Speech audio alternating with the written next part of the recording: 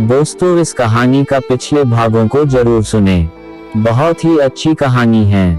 अब कहानी का 19वां भाग सुनते हैं। सुबह अपनी योजना के मुताबिक कमली पूर्वी के घर कामवाली बनकर गई। बारात आने वाली थी। पूर्वी दुल्हन बनी कमरे में बैठी हुई थी। तभी कमली वहां आ गई और साफ सफाई करने के बहाने उसने गुलदस्ते में छिपा हुआ कैमरा निकाल लिया और अकेले में जाकर उसे देखने लगी और उसे देखकर हैरान रह गई। फिर उसने अमित को फोन कर सारी बातें बता दी।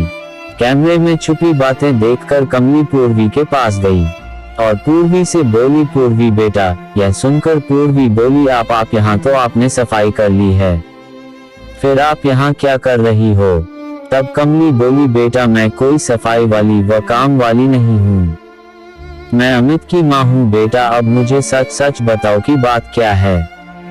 यह सुनकर पूर्वी अपना मुंह दूसरी तरफ करते हुए बोली, मैंने अमित से भी कहा था और आपसे भी कहती हूँ कि ऐसी कोई बात नहीं है, आप जाए यहाँ से। तब कमली ने कैमरा दिखाते हुए पूर्वी से बोली, मुझे पता है कि तुम्हारे साथ क्या हुआ है।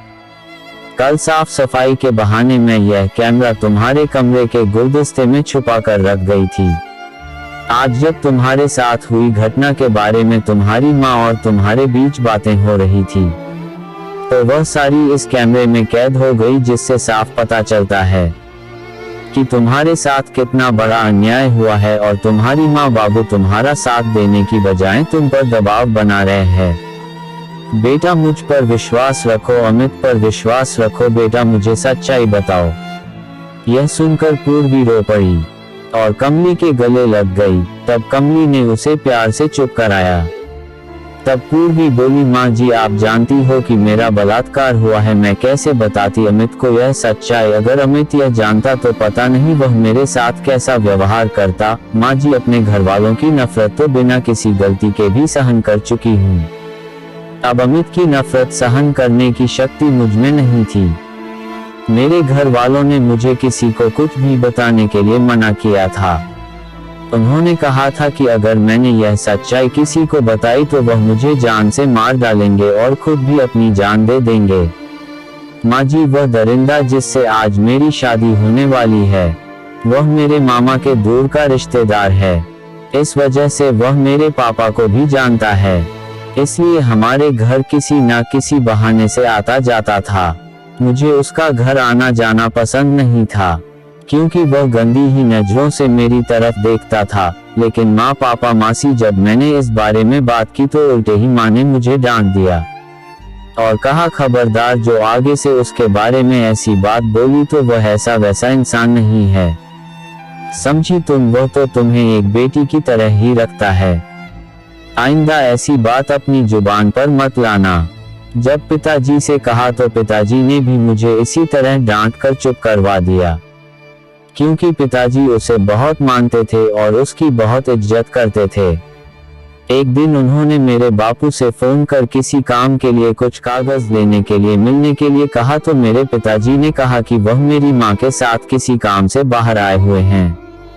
तब उस दरिंदे ने कहा कि उसे उन कागजों से कुछ काम है, क्या पूर्वी घर पर है? तब मेरे पिताजी ने कहा, हाँ पूर्वी, जो कागज तुम्हें चाहिए वह पूर्वी से ले आओ। मेरे पिताजी ने मुझे फोन कर कह दिया था कि वह दरिंदा घर पर कुछ जरूरी कागज लेने आएगा, इसलिए मैं उनके कमरे में से वह कागज निकाल कर उसे दे दो। ना चाहते हुए भी पिताजी की डर की वजह से मुझे हाँ करनी पड़ी। दरिंदा तो इसी मौके की तलाश में था। वह कागज लेने के बहाने घर आया। जब मैं अपने पिताजी के कमरे में रखे कागज लेने अंदर गई तो उस दरिंदे ने मेरे साथ जबरदस्ती करने की कोशिश की। मैं डर कर बचने के लिए इधर उधर भागने लगी लेकिन उस दरिंदे ने मुझे दबोच लिया और मेरे साथ जबरदस्ती मेरा बलात्कार यह कहकर पूर्वी रोने लग गई। तब रोते रोते पूर्वी कहने लगी और उसके साथ आया उसके दोस्त ने मेरी रेप की वीडियो और कुछ फोटो बना ली। जब उसके जाने के बाद मेरे माँ पापा घर आए तो मैंने यह सारी बातें उन्हें बताई। यह सुनकर मेरी पापा गुस्से में हो गए और उस दरिंदे को उसके किए की सजा देने के लिए उसके पास जाने लगे। तभी वह दरिंदा वहां आ गया और वीडियो और फोटो दिखाते हुए बोला कि अगर मेरी माँ पापा ने यह बात किसी को बताई तो है मेरी वीडियो और फोटो इंटरनेट पर डाल देगा, जिससे मैं कहीं को मुंह दिखाने लायक नहीं रहूंगी, ना ही मेरे घर वाले कहीं मुंह दिखाने लायक रहेंगे।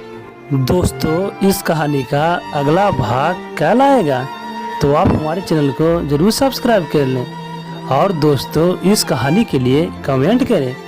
तो मिलते हैं अगले भाग में। धन्यवाद।